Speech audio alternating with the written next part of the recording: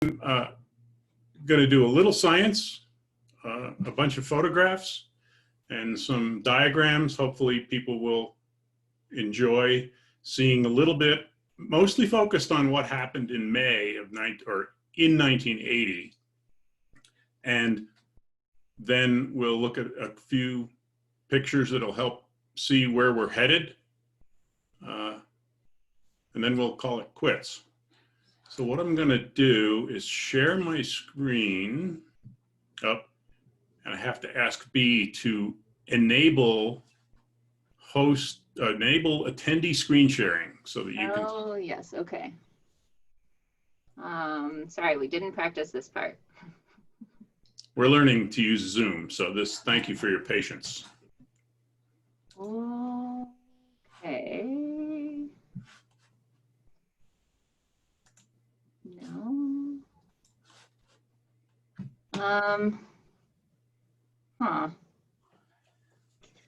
Recording is on, but yes, my screen sharing button's not responsive.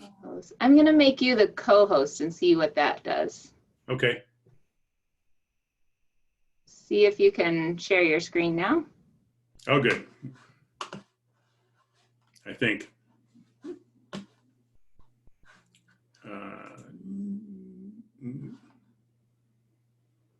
No?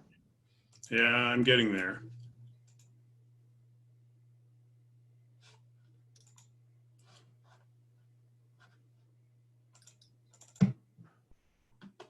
Yes, there we go.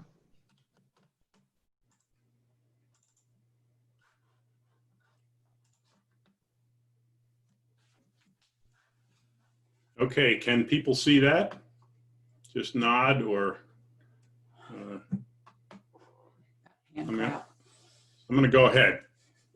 Yes, it looks good. Okay, so this is where we're headed. To start this off, I'd like to show a picture of the map that was critical to our understanding of what the Earth's surface is like. This was done by Marie Tharp and Bruce Hazen back in 1977. It shows what's under the oceans as well as the continents on the surface of the Earth, so that we can see. It's pretty complicated. And here's a picture of the Pacific. And the Pacific, those red triangles are volcanoes. And because they seem to go around the outside of the Pacific for convenience of how to label them, it's been called the Pacific Ring of Fire for a long time. And you can see a few of the more famous volcanoes, Mount Pinatubo and Mount Fuji, Santiago, and then they cleverly put Mount St. Helens on this. It's the yellow triangle in the upper part of North America. So here's the early days. This is not May. This is at the end of March. The top photograph shows the Timberline parking lot in the foreground with my colleagues on the picnic tables and other places with gear. We're looking up at the dome and the volcano itself. Randy, this screen's not quite center. Not quite centered. Uh-huh. Let's see. Like parts of your words and pictures are truncated. The words on the outside? Yes, right now I can see the top and right, but the bottom and left is a little. Is that happening for other people? No. No? Oh, you're all good? I'm good. Good. Okay, great. I'm good. Okay, so the bottom photograph here shows a little red circle on the top of the dome, which is growing at the end of March and into April. And inside that dome, inside that circle, is a small post with a reflector. And one of the main things we did in the early days here was to use laser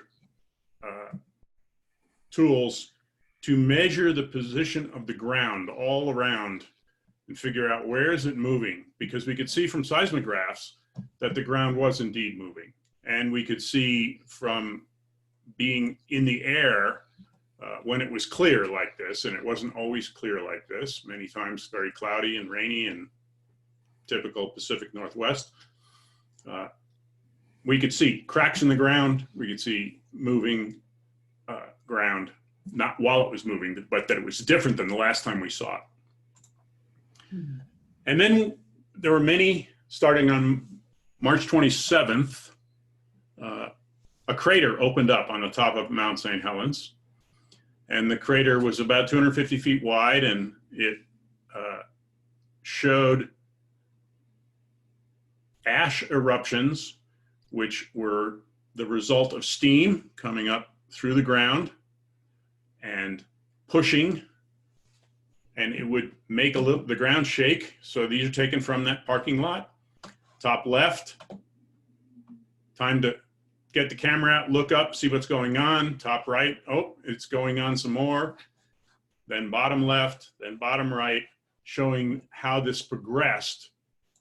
And then finally here in the top left, it's over. And it was, oh, a minute, 2 minutes, sometimes 3 minutes. And the ash was cold, and it was covering the ground in various places. And the bottom right photograph shows snow, because when it did when it got cloudy, it did snow from time to time, and it would leave a record layer of that ash falling down in the snow. So like tree rings, here's ash levels.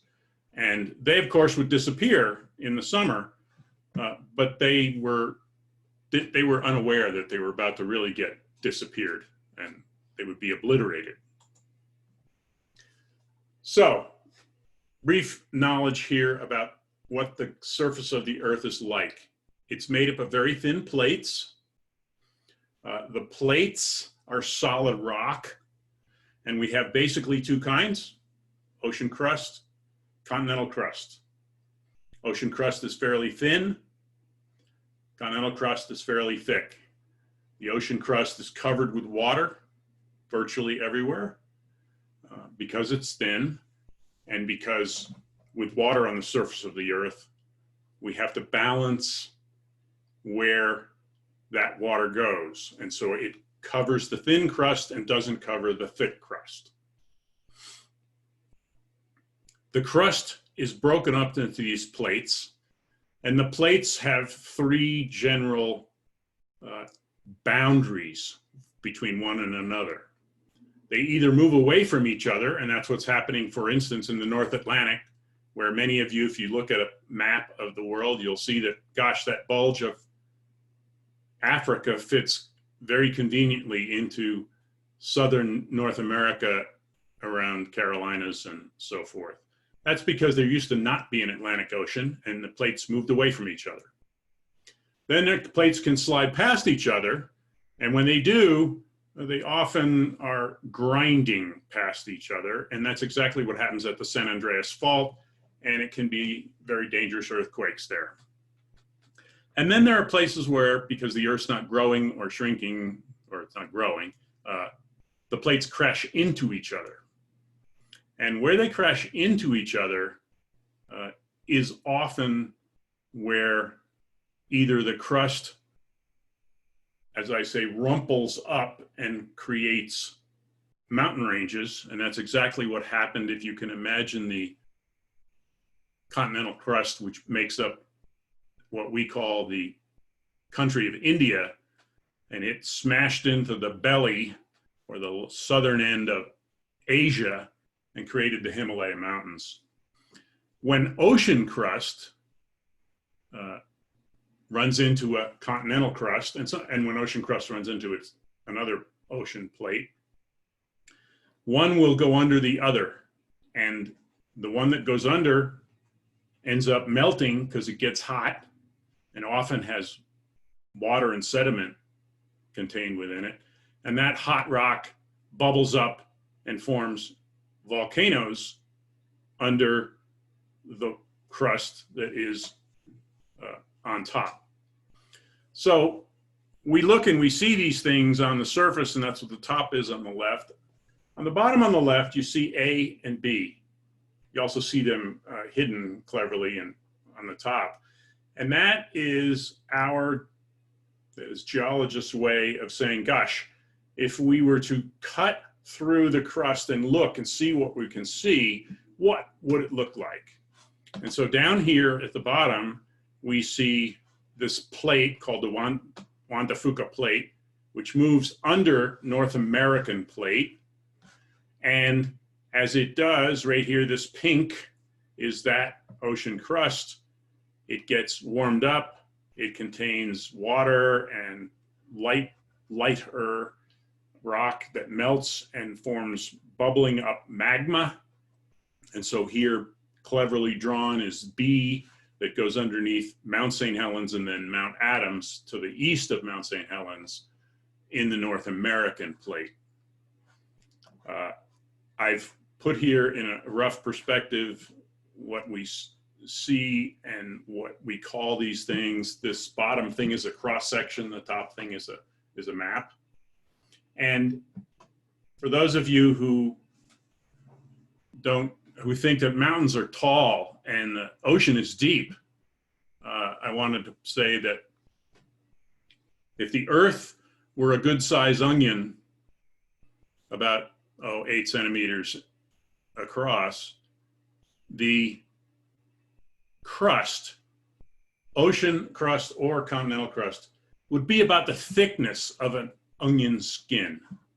So very thin. We're talking about things that are happening on the Earth's surface in a very thin section of the Earth. Specifically, what's happening or what was happening 40 years ago. This is from the Washington Geological Survey's landslide Mount St. Helens activity book. And the top #1 picture up there shows what began in March and continued through the middle of May. The dashed line here shows roughly what the 1979 profile of the mountain was. And the red area with the wavy portion is injected magma that is rising hot rock from that Juan de Fuca plate melting under the North American plate. And that caused lots of earthquakes. It also caused the rock above it to get pushed. And being pushed, some of it collapsed in a little crater here, and much of it got pushed out to what we called the May 18th bulge. Then, what happened on May 18th was that this bulge, which was oversteepened, was, if you can imagine being at the beach and you build a bunch of sand and you start pushing it and building it bigger and bigger and bigger, eventually it just sort of falls down. The same thing happens with a pile of rock. That's why when the rock comes out of the dump truck, it doesn't stay tall. It stays in a shape that is stable, but barely. So as this magma was pushing up, and as the ground was shaking as a result of the pushing up, eventually an earthquake caused the largest landslide we've ever known about on the surface of the planet Earth. And that landslide removed the cover from this magma chamber, the red area, and brought material down to the north toward the Toutle River and Spirit Lake. And we'll see a map in a minute. This shows the one thing about Mount St. Helens that we as scientists clearly did not understand the magnitude of before the eruption. And even now, we have some trouble figuring out what that magnitude could be next time on the next mountain somewhere else on the surface of the Earth. And that is right here, this lateral blast. Many, many volcanoes have magma that come up from the bottom and they move ahead, and the magma blows out the top and creates a mushroom-like cloud of rock or ash or gas, and then it stops. Well, here, this first, as a result of the landslide, created a very directed lateral blast. Here are the pictures taken by Gary Rosenquist, a photographer who, with his buddy Keith Ronholm, were at the Bear Meadows campground to the north and a little bit east of Mount St. Helens on that Sunday morning, May 18th. And they were camped there. They were obviously, I guess, having breakfast or doing something. And one of them happened to look up and say, "Hey, the mountain's crashing." And so Keith grabbed his camera, and the top left is the first picture. The one to the right is the next, but not the next picture, but these four show the progression. I'll show some more pictures in just a second. So what we see here is the beginning right here of something happening, and it looks like this is moving. Then it clearly is some ash beginning to come out, and this is definitely moving, and ash and landslide happening over here on the right-hand side. A few seconds later, that uncorked magma chamber begins to blow out and blow off laterally to the right, which was to the north. And then this bottom right picture shows it really happening.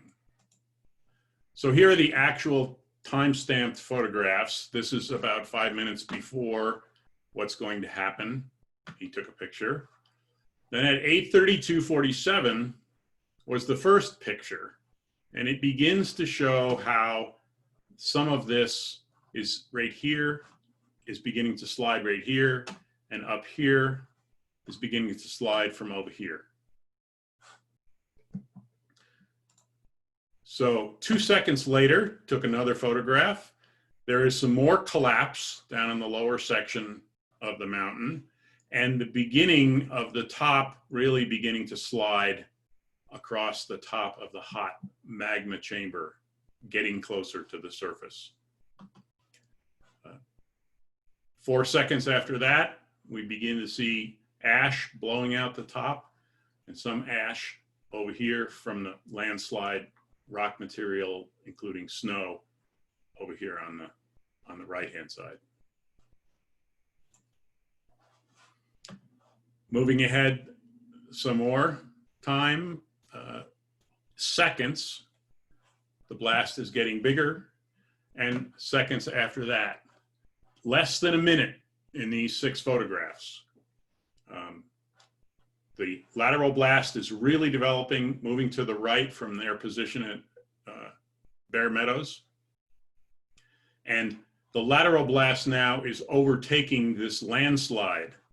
So this lateral blast is beginning to get stronger and stronger and moving to the right. Here are 2 pictures. The one on the left showing about what's happened 15 or maybe 20 seconds after the beginning from that magnitude 5 earthquake of the uncorking of this magma chamber. Now the lateral blast is down and to the left, off the bottom left corner of the photograph, and the vertical part of the eruption is beginning. The lateral blast hasn't finished, but the vertical part can now be seen from the I-5 highway and from many places around the Pacific Northwest and southern Washington and northern Oregon. Later on, This is approximately, this is still at 8:32, 8:33, 8:34 in the morning. At about 20 minutes to 2 in the afternoon, the vertical eruption was very well developed. The lateral blast has dissipated, and the ash, this picture's taken from the west side looking east, and the ash is being transported to the east by the prevailing winds. And this happened in this manner for about 9 hours. So quite a long time of continuous eruption. I want to play this video.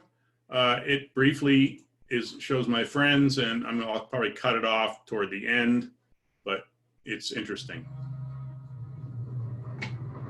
The eruption of Mount St. Helens on May 18, 1980, was one of the most dramatic geologic moments in American history. It was a Sunday morning, 8:32 a.m. Vancouver, this is it, was the excited call on the radio from David A. Johnston to his colleagues. Within minutes, the colossal eruption had caused hundreds of millions of dollars in damage, and 57 lives were lost, including Dave Johnston. For 2 months prior to that eruption, scientists with the U.S. Geological Survey and the University of Washington's Pacific Northwest Seismographic Network had been closely monitoring the volcano. All the deformation on the mountain was local to the mountain, and even more local than that was on the north side of the mountain only. In the nearly 2-month period before May 18, what was essentially happening at Mount St. Helens was that magma or molten material was moving up from some deep reservoir beneath the mountain up into the volcano itself. And it began to grow or form what we call a dome or a cryptodome inside the volcano. And that inflating body of magma or molten material actually broke the north side of the volcano and began to cause the north side of the volcano to expand out toward the north. We were making the rate of northward movement of the balls at about 6 feet a day, and we knew that wasn't so good. On the morning of May 18, I was driving up Interstate 5, headed up to the north side of Mount St. Helens with some parts and some batteries for our time-lapse cameras.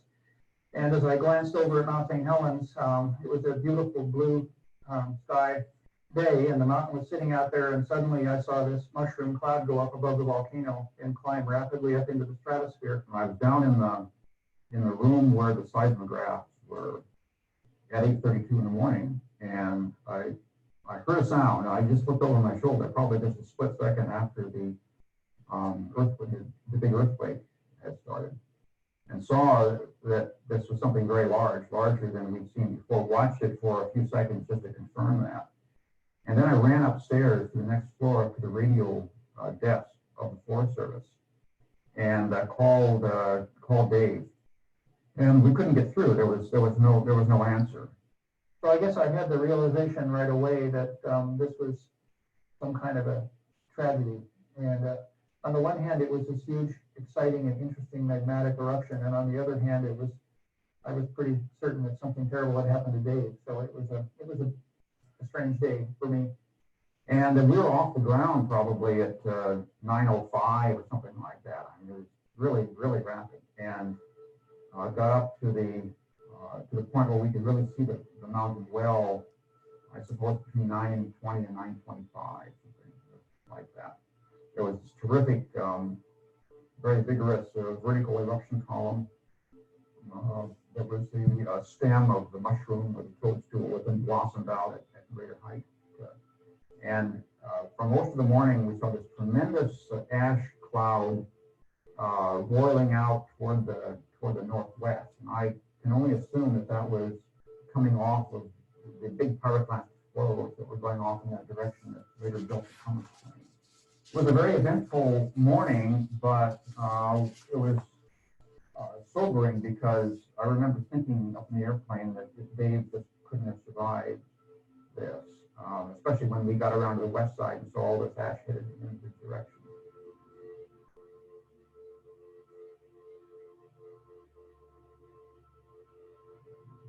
On the morning of May 18, what actually happened? The landslide basically uncorked this pressurized body of magma and allowed it to explode or expand up towards the north very rapidly.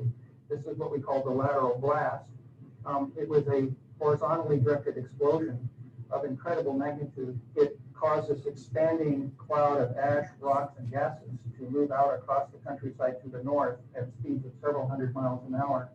The directed blast was really the most destructive event that occurred on the morning of May 18. It completely destroyed an area of 230 square miles in a matter of somewhere between 5 and 9 minutes. It essentially killed every living thing within an area of 230 square miles. And it destroyed hundreds of acres of virgin forest. And it's an incredibly spectacular event. We put on news stations and we quickly started to remonitor the volcano again because we had no idea what was going to happen. Before the dust had literally settled in the summer of 1980, there were USGS scientists swarming all over the area out in the blast zone, studying the pyroclastic flows, studying the debris avalanche deposit, studying the directed blast deposit. We thought it's likely that there would be more eruptions during the summer, and indeed that took place. Suddenly, this immense black eruption cloud came pouring up out of the white layer that the cloud tops. And I couldn't believe my eyes. I mean, I thought this is the most incredible thing I've ever seen in my life. We learned a lot about how you interact with the events, with the public, with the press. And that was transferred by the press to the world. And as a result, I think volcanology took a quantum leap in science as well as applicability to society's needs. The subsequent eruptions were actually, most of them were forecast fairly accurately by the USGS team of scientists. So when it looked like another explosion was about to take place, our helicopter crews would pick us up and we'd move out to the outskirts of the blast zone. We'd watch and photograph the next eruption, and as soon as the eruption stopped, we'd race out there and study the deposits while they were still hot, while they were just after they'd settled onto the ground. So it turned out that the 6 years that Mount St. Helens was erupting in the early 1980s was an unprecedented opportunity for USGS scientists to study hot, fresh, young, and exciting deposits from explosive volcanism. We learned incredibly new and important bits of information about how volcanoes like Mount St. Helens work, what kinds of deposits are produced during these explosive eruptions, and how to anticipate and mitigate the consequences of explosive eruption.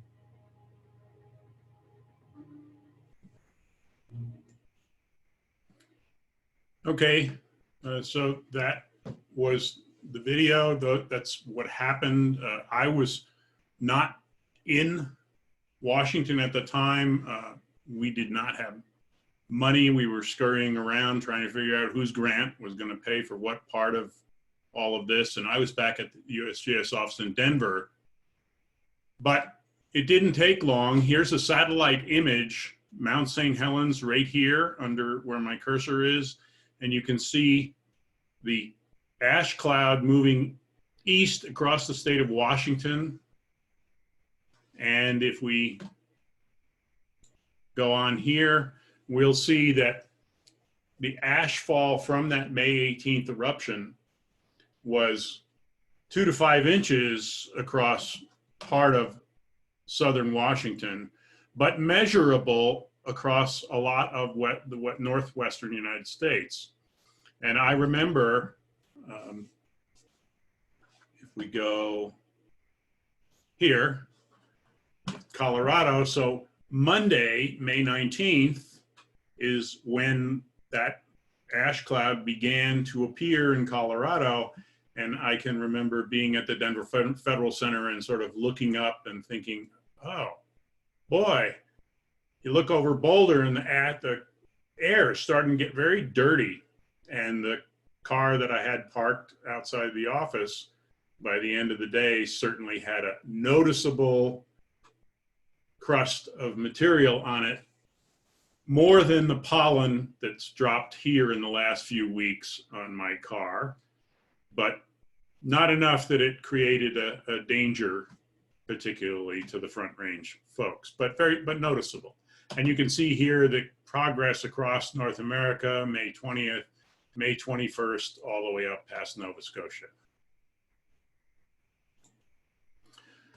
This is a diagram that D. Molinar made in early June. And it shows the effect of that May 18th eruption as well as a subsequent eruption on May 25th. It was nowhere near as big, but, and he has sketched in the part of the mountain that was there before at 9,677 feet. And then the mountain itself, the lateral blast came this way to the north and removed not only the material of the top of that cryptodome, but all of the material in this part of the top of the mountain and off to the north on the flank of the mountain.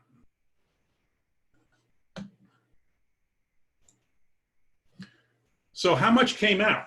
What do we know about the size of volcanic eruptions? This looked pretty striking, and it was pretty striking considering that in 1980, Southern Washington had quite a few communities and other things. Humans had inhabited the area. But if we look back, we can see here in this bar diagram, which is in total cubic miles of materials along this bottom scale from 0 to 10, Mount St. Helens record of 4 eruptions, the one in 1980 being this little narrow bar here. Its previous eruption was a little over 100 years prior in this time frame, 1842 to 1857, is a little bit more then. But then back in 1480 to 1492, quite a bit of material came out of Mount St. Helens.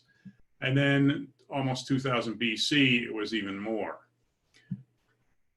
We have other volcanoes on the surface of the earth that you may have heard about various times. They seem to be in history books. The closer one, the Mount Katmai in Alaska, 1912. Krakatoa destroyed a large island in the Pacific Ocean, 1883. Earlier in the 19th century, Tambora, over a little farther west in Indonesia. And then about 5000 BC, down here at the bottom, we see Mount Mazama, southern Oregon, which now is known as Crater Lake. It was a very large volcano that exploded and distributed material all over North America. And its subsequent existence is filled with water, but in the water is a crater itself, and hence the name Crater Lake, for a volcano or for magma that grew up after this giant eruption from nearly 7,000 years ago. So what was the status? What happened? Where were we around June? So in the early days, the first pictures I shown were in the end of March, early April, little cold ash deposits. Then we had a giant eruption on May 18th. We had a slightly less disastrous eruption shown right here, the May 25th ash flow to the north of the mountain. This shows the effect largely of the May 18th eruption. Underneath this diagram is Spirit Lake up here to the right, to the north and a little bit east of Mount St. Helens. We had 2 observation stations, Coldwater 2, the yellow dot right under my mouse pointer now, and Coldwater 1, right over here, a little farther away, both on the north side of the Toutle River and at over 1,000 feet above the Toutle River floor. So for what we were thinking at the time, should this erupt, as many volcanoes do, vertically, that 1,000-foot of up slope was going to help protect our observation station, even if we couldn't see much through the ash clouds. We were wrong. So here's some of the diagrammatic surface material, debris flow with ice blocks. The little round circles are just schematic that say, gosh, when there's an ice block, it melts, it collapses a little bit. Sometimes if there's water underneath and the water or the ice eventually boils, we get what are called rootless phreatic vents, phreatic meaning steam blowing off. And one of the interesting parts are the tree blowdown zone. And this was huge. So let's look at a few pictures here. Tree blowdown zone. These trees were all blown down by that lateral blast. The lateral blast was much, much stronger than a hurricane or a tornado. Hundreds of miles an hour, not 150 or 120 or 180, but hundreds. In fact, there's some speculation that the lateral blast immediately north of the mountain was supersonic, so in the neighborhood of 700 miles an hour. Everything in this north part was destroyed. Plants, animals, virtually all or almost all were killed. And then as you move farther away, you can see the lateral blast source to the right. All the trees are blown down to the left. And then the lateral blast lifted off the surface of the ground. It burned all these trees, but it lost its power due to the effect of this ridge on the right and the fact that it's getting farther and farther away from the volcano. So these trees were left standing. Many of them were dead and standing. Some had a little bit of life left in them. Nearby, here's an interesting observation. This is what scientists do. They look at things. Here's a neat little tree. It's not very tall. About 24 or 30 inches above where it was in the ground, it snapped right off. Well, that tells us that it snapped off from that initial blast. The blast was hot. The snow was melting and the ash continued. So it, as I say, ash blasted the bark off on the upwind side of this trunk. And yet down below, down near the ground where the most snow was, some pine needles are still attached. And even below that, notice I said almost all, because there were a few plants and a few animals who did survive in that blast zone. And they were either totally buried, barely sprouted, like this small tree here, or they were animals that were burrowed in the ground. And they came out and wondered what happened to their neighborhood. Here's the debris flow area. Shows the effect of those ice blocks on the ash and rock that as it settled, it looks like we're on the moon or Mars. And it's the result of that water melting and then collapsing in. The kind of volcanic deposit that causes this sort of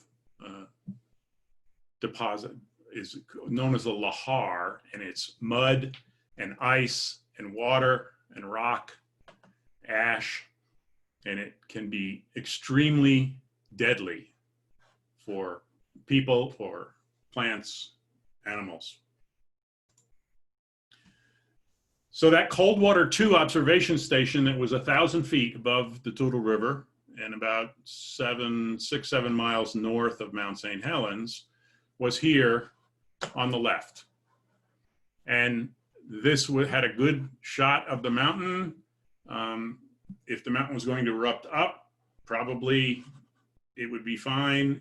If the mountain was going to laterally blast or a landslide was going to come to the north, being 1,000 feet off the floor, we felt it was risky but safe. And here's a picture of David sitting in a chair. You saw this before in that video. The night before, on May 17th, he was on duty that day. And then down below here, this is where that station was. This is the picture of the Coldwater 2 observation station after the dust settled, after the May 18th eruption. No trees, nothing left. No cars, no people, no scientific gear, nothing. David's body was never found. Farther away at that Coldwater 2 observation station, more to the west and a little bit more to the north, we had Reed Blackburn, who was a photographer of the Columbia newspaper. And then he was here, and this is his car right here next to the helicopter. Here's a picture of the car. And the car got its, we think he got in the car and turned. He didn't call on the radio, and he was killed in the car at this point. The ash covered the car up to the window level. All the windows were blown out, and the ash filled the inside of the car.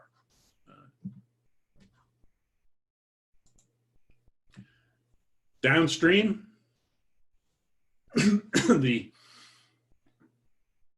trees, the mud, the rocks that were 100 feet and more across, hundreds of feet of ice blocks from destroyed glaciers were coming down stream on the North Fork of the Toutle River. This is the Coal Banks Bridge. Obviously the bridge, concrete, pushed away from here asphalt, and so not functioning anymore. Toutle River Bridge. This is a picture I took when we were there before. We used to drive across this bridge to get up to that timberline parking lot. And then after the May 18th eruption, there's the bridge in that mass of mud and rock just downstream a ways.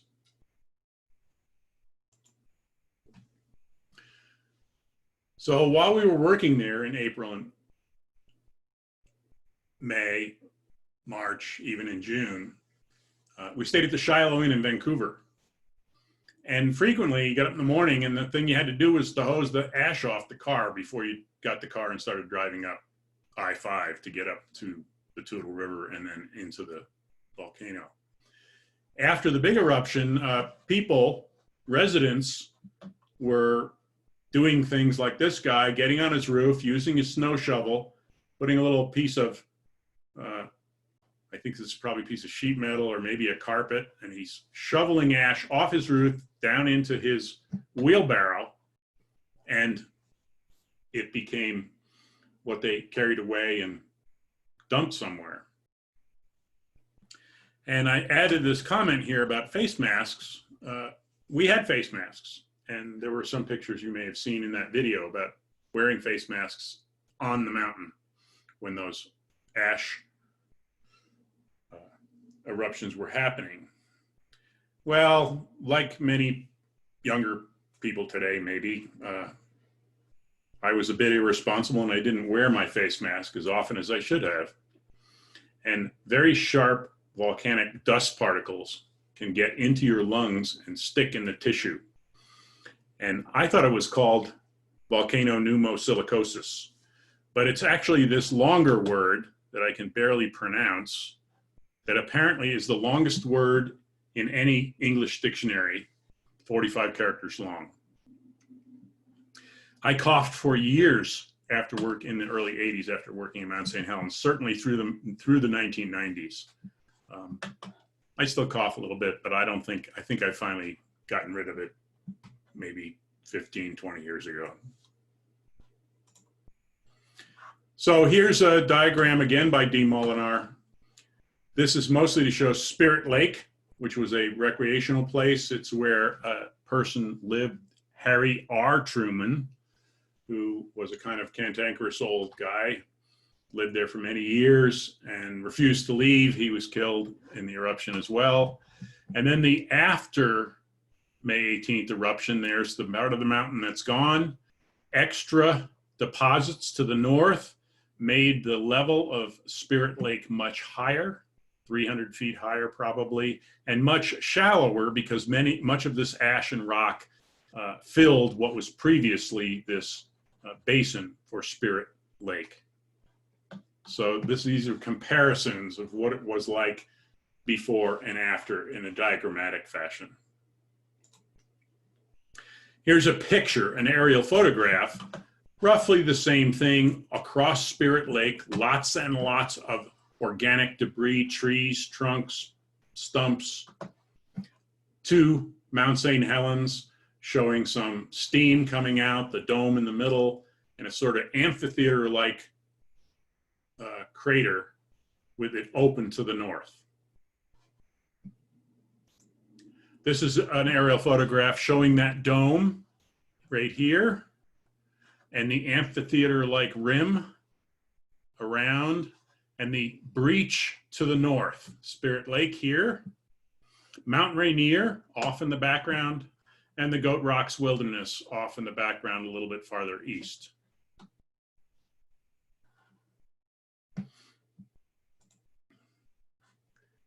So here's a map. It shows some of the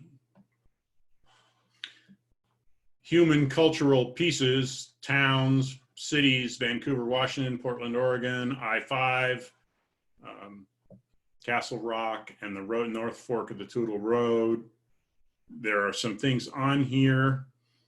The sediment retention dam to keep the sediment from flowing further down, Forest Learning Center, the Johnson Ridge, and so forth. What I wanted to show here is for you to keep in mind Swift Reservoir, this reservoir right here, south of Mount St. Helens. The North Fork of the Toutle River, which is this right here, South Fork here, and North Fork along the road. And then Coldwater Lake, Spirit Lake, and then up here, Rift Lake. We're going to review some satellite images next to see briefly what did this area look like before and during and after this change in the topography and the life in this area. The first few images are infrared, therefore trees and vegetative growth are red, and the last few images are green. So here's August 1979, before the eruption. There's Spirit Lake in its old fashion. There's Swift Reservoir, Rift Lake up here, and no Coldwater Lake in this area right here. Lots of forestry going on. Then if we move ahead to September 1980, we see that ring of the amphitheater-like remains of the previous mountain blown off to the north. Spirit Lake here, the easterly portion of Spirit Lake covered with logs, and that will change in the next few photos as the wind blows them here, there, and everywhere. The beginning of Coldwater Lake right here, because all of this material was filling up the Toutle River Valley, and then Lake up top. Move ahead to 1981, and let me go back. Well, I guess I can't go back. What I want you to notice is this increase in the red, which now will be in the increase in size of Coldwater Lake, the increase a little bit in size of Spirit Lake by 82.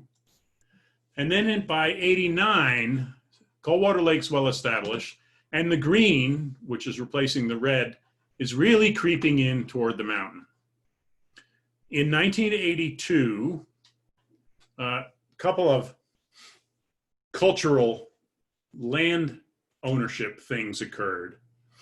First, the Burlington Northern Railroad owned Mount St. Helens as a part of the Western land development process. The railroads got sections of land here and there. And one of the sections that was randomly assigned to Burlington Northern Railroad, what happened to be Mount St. Helens. In 1982, the Forest Service gave or traded some land with Burlington Northern so that Mount St. Helens Volcanic National Park could be created and the land would be owned by the federal government. So the Volcanic National Park is roughly this area here where no planting of new trees by the Forest Service occurred. They did plant 2 million trees, 10 million trees, I think, in the early 1980s up in this area once it cooled off and was usable again. And after they had recovered some billion trees that had blown down before they rotted. 2002, creeping in the green more, still have this Toutle River Valley section of very loose rock and flowing water. Coldwater Lake, Spirit Lake lost much of its floating logs. By this time they'd rotted or sunken. 2013, more green, and 2016.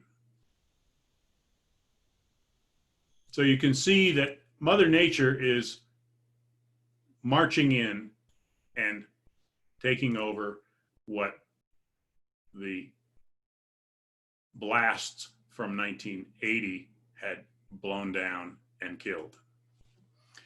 Well, is it going to erupt again? Sure, it's going to erupt again.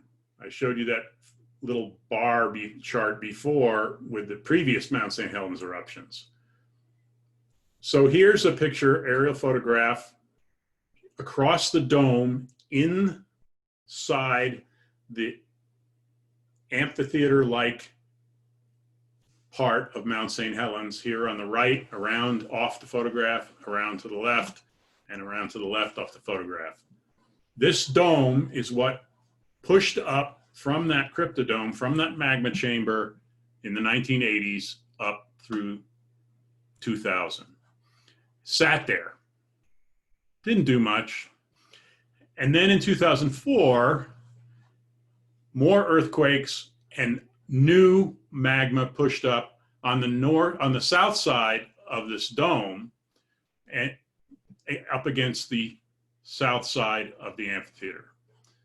So that's going to cause more eruption. It's going to fill in, and we'll see that, or our grandchildren will see it, or our great-great-grandchildren will see it. So where are we? We're in southern Washington. This is a map today that shows the various things that have emerged as a result of this cataclysmic event in 1980. This is a map of Mount St. Helens and vicinity, which shows the Kidd Valley, the various Forest Learning Center, the Johnston Ridge Observatory, and so forth, that you can go and visit. The Mount St. Helens Visitor Center is back here on the west side of Silver Lake on Route 504, close to I-5.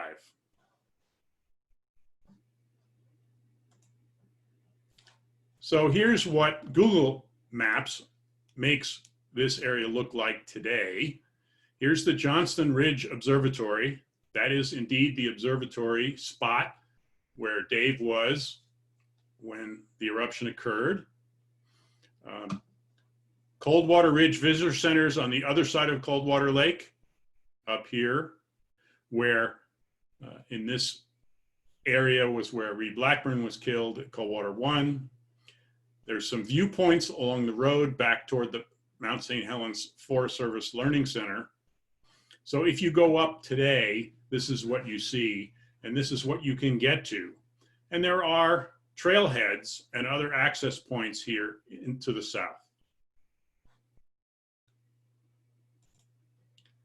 So I'm going to end today's talk with this photo of the mountain from the Johnston Ridge Observatory. As you can see, this is a popular site for visitors. The view is good, which is why we established the Coldwater 2 observation station there back in the spring of 1980. And we saw that. We didn't see this view, but we did see that spot in those photos of Dave. I strongly put forward the assertion that research in all areas of science, whether it's geology and the structure of our planet, or biology and the complex portions of medicine and health, are important. We'll learn and find answers for how many of these complex systems work and be safer because of it. Please advocate for increased government funding in support of science. I thank those of you today who are volunteers at EUREKA. I encourage all of you to consider donating time or money to science education and science research.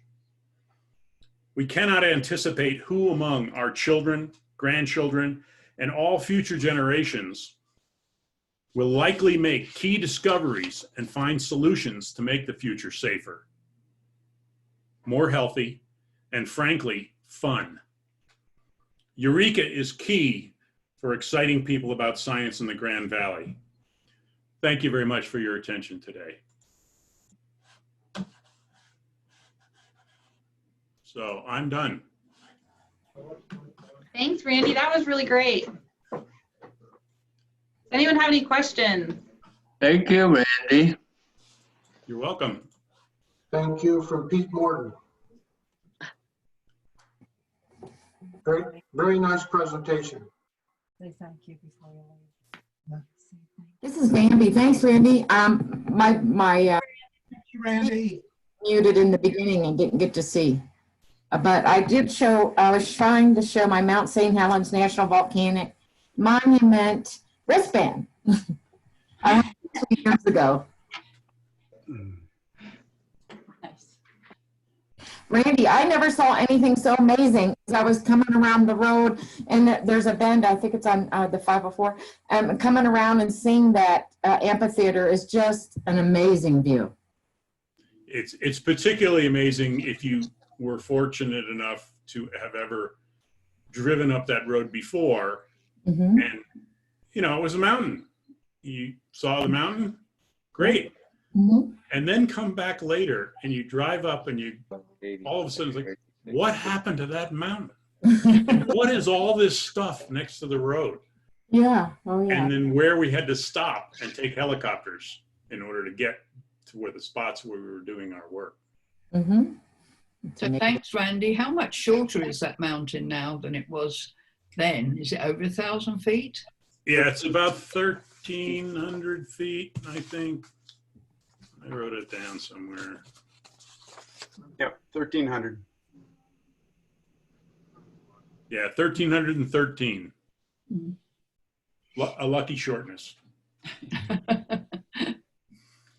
I was fortunate to know the presenter and able to travel there in September of 1980, taking the train, the Coast Starlighter from San Francisco up to Seattle, and I stopped in Vancouver and visited Randy. And I went on to Seattle, and the friends that I stayed with there went out. We traveled over the Cascades to the Yakima Valley, probably about 100 air miles from Mount St. Helens. And this was in September, so many months after the initial eruption. And there were still remnants of windrows of ash on the side of the road where they had to have to plow the roads in that agricultural valley 100 miles away.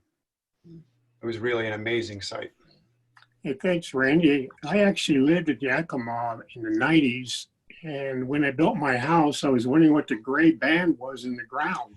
It occurred to me, it's ash. And then I'd walk up into the Cascades and I'd go through all this gray stuff. And I'd think, well, what burned? And then it occurred to me, it's ash from the mountain. And it's amazing how much when you look at pictures of Yakima, they were using front end loaders to remove the ash from the street and dump it at the dump. Amazing, yeah.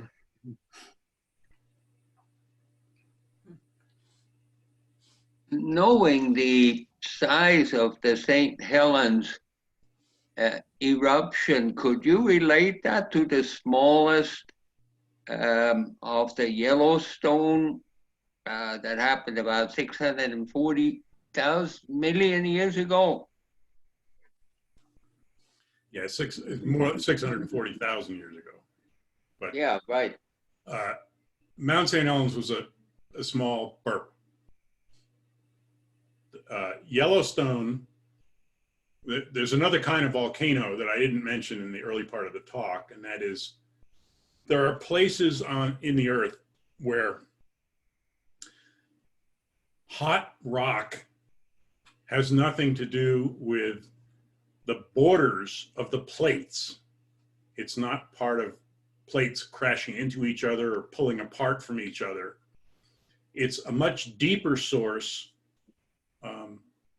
and we call them hotspots. And a classic example of that is, let me see if I can, well, a classic example of that is Hawaii.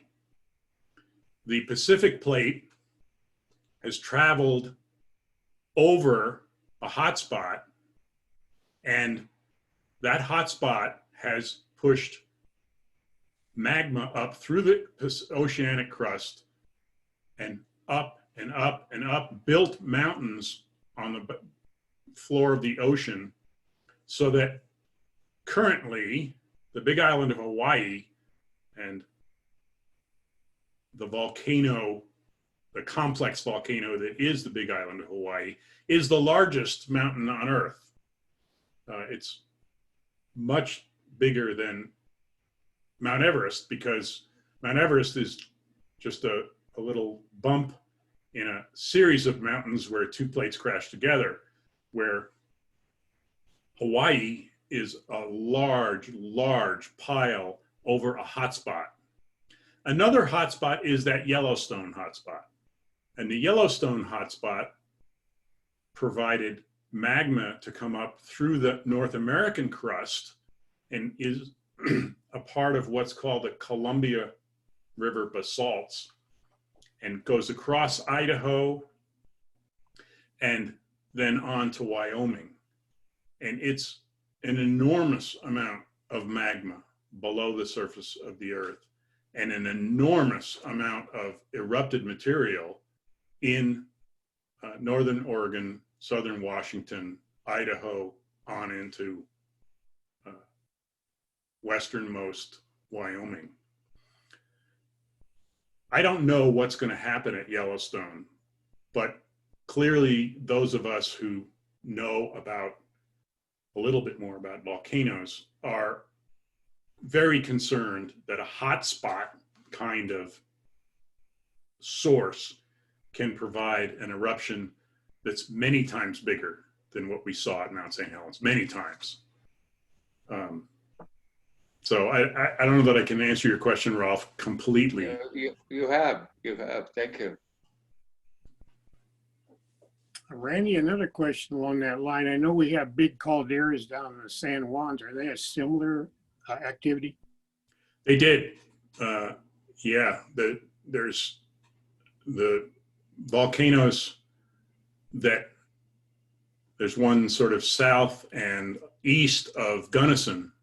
Right. That you drive through the canyon, and then you drive across the bottom of that previous, it's a caldera, a big crater, if you will. And there's some mountains, there's no water because the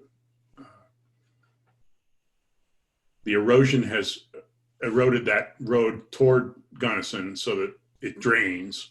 Mm-hmm. And then you climb over the pass to get to the San Luis Valley, and that's the west side of that caldera rim. And it's interesting to see how large that is, because that was a lot of volcanic activity a long time ago, because it's stopped. It had a lake like Crater Lake. The lake like Crater Lake eventually broke through one side, and now there's no lake there. But there are lake deposits in that area. So this is,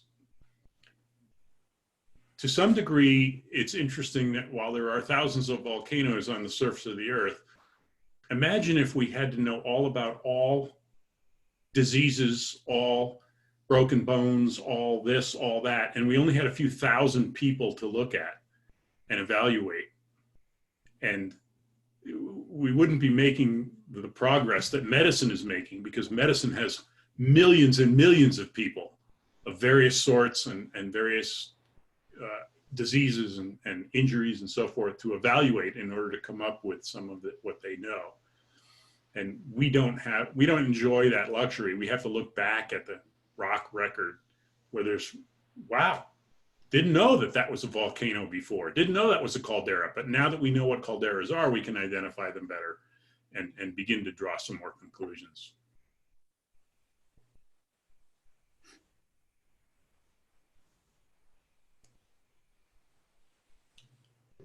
Linda Fulham, it looked like you were asking a question. You were muted. Try again. I just said thank you very much. I really appreciate the talk that he did. It was very, very informative. Thank you. I gotta go. If you know someone that can give a talk, get in touch with Jen or B, and we'll keep doing this. Okay. Yeah. And there was a question on the chat about I send out volunteer emails Mondays and Thursdays. If you're not on that list and you'd like to be, you can email me, and that's where the link to this recording will be, or you can email me for that. So bford@eurekasciencemuseum.org. And the next talk coming up is Wednesday, June 3rd at 2 p.m. It's about unmapped caves in Mexico. So mark your calendars. We have it on our website under programs. Science Sparks is this series. So those are the next and upcoming. If you get around the ash, wear your mask. Oh, and maybe when you go to the grocery store too. Thanks. Thank you. I'm going to unmute everyone just in case somebody has a question. And just if you're successful in having recorded this and there's a way for others who were not able to be here today to see it, if that could be posted and relayed out, that'd be great. Oh, okay. Can I try to show a picture? Yeah, hi Suzanne. Hi there. We hiked up about 7 years after the blast to the rim. I don't know if it shows at all. Yeah, it looks good. Yeah. But, yeah, it was awesome. And you just felt all that power. And I was surprised when you said that they could harvest the timber. I didn't think that they could do that unless it was Weyerhaeuser land. There was a lot of Weyerhaeuser land that was blown down, and that's exactly where they harvested a lot of timber. So we heard a talk by Patrick Moore, who was a founder of Greenpeace, until they started exaggerating and making things up. And he said he was a scientist, so he left his own organization. But he showed slides of areas up there where nobody could come in and harvest the timber or do anything and leave it natural. And he showed a slide where Weyerhaeuser could come in and harvest the timber, and their big machines and their big wheels would churn up the soil, and that allowed seeds to come in, and pretty soon the animal browse was growing. It was very green, and life was coming back much faster in the other areas. So it was a pretty interesting talk. So it made me think sometimes people aren't always the bad guys in nature. I think. Okay, I guess I can just turn on, right? Okay, thank you. Thank you. It's Thank you very very interesting. Randy. Good job, Randy. Yeah. Thanks again, Randy, and have a good day, everyone. And if you have an idea for a talk or want to give one, let me know. Eureka. Eureka.